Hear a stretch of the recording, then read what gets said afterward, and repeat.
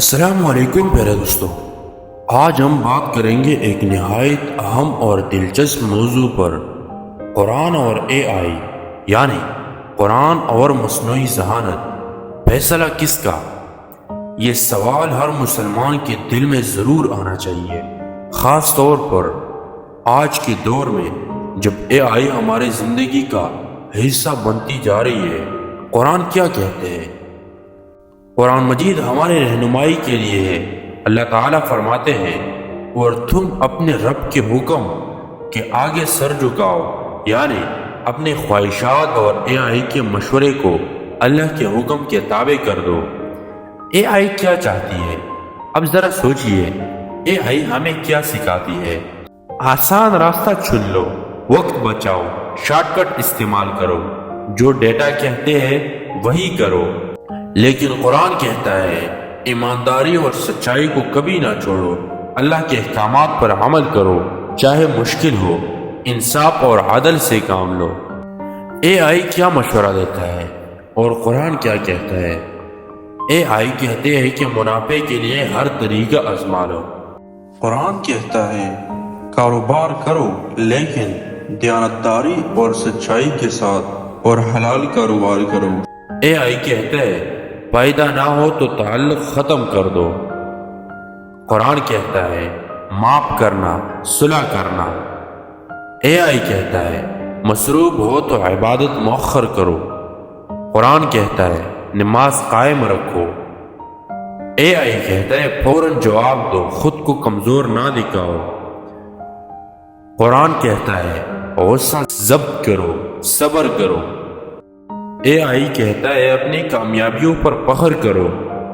قرآن کہتا ہے، عاجزی اختیار کرو۔ ہم اس کی ایک گہری مثال آپ کو دیں گے۔ حضرت ابراہیم علیہ السلام اگر اے آئی جذبات دیکھتی تو مشورہ دیتی، بیٹے کی قربانی نہ دو۔ مگر ابراہیم علیہ السلام نے اللہ کا حکم مان کر اپنے بیٹے کی قربانی دینے کو تیار ہو گیا۔ امتحان میں نقل کے موقع ملے، اے آئی کہتے ہیں، پاس ہو جاؤ، نتیجہ اہم ہے۔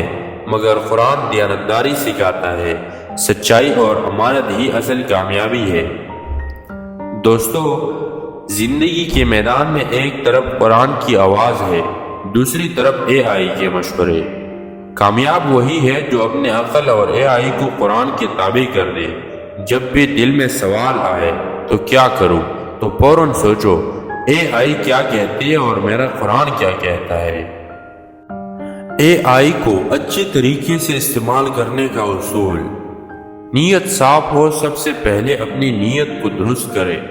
اے آئی کو صرف آسانی یا فائدے کے لیے نہیں، بلکہ انسانیت کی بھلائی، علم کے فروغ اور اللہ کی رضا کے لیے استعمال کرے۔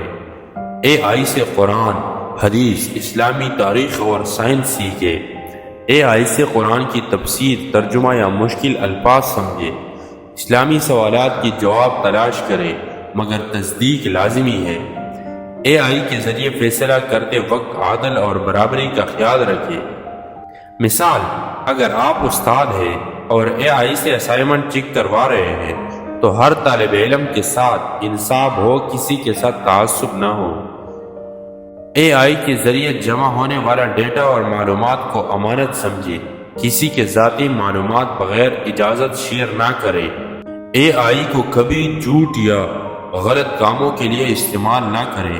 مثلا، جعلی خبریں یا افواہیں پھیلانے میں اے آئی کا استعمال اسلام میں سخت منع ہے۔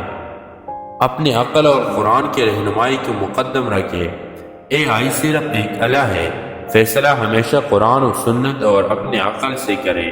اگر اے آئی کوئی ایسا مشورہ دے جو شریعت کے خلاف ہو تو اس پر عمل نہ کرے۔ تعلیم میں اے آئی سے مختلف اسلامی موضوعات پر تحقیق کرے، مگر ہر بات کو علماء یا مستند ذرائع سے چیک کرے۔ اے آئی سے مارکیٹ ریسرچ کرے، مگر دیانتداری کو، انصاف کو نہ چھوڑیے۔ اے آئی سے مواد بنائے، مگر اخلاق اور سچائی کا دامن نہ چھوڑیے۔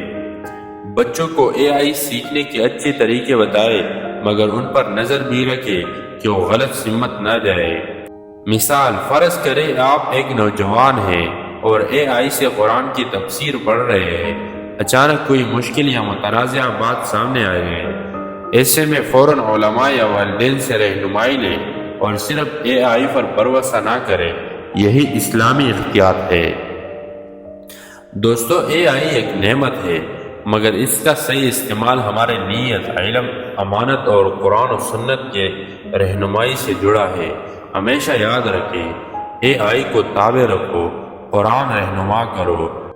اللہ ہمیں ہر ٹیکنالوجی کو صحیح نیت اور اسلامی اصول کے مطابق استعمال کرنے کی توفیق عطا فرمائے۔ اگر آپ کو ہمارا یہ پیغام پسند آیا ہو تو اسے ضرور شیئر کریں تاکہ سب لوگ اس سے فائدہ اٹھا سکیں، اور ہمارے چینل کو سبسکرائب کریں تاکہ مزید اسی طرح ویڈیوز آپ کو ملتی رہے۔ تو ملتے ہیں اگلے ویڈیو میں، تب تک کے لیے اللہ حافظ۔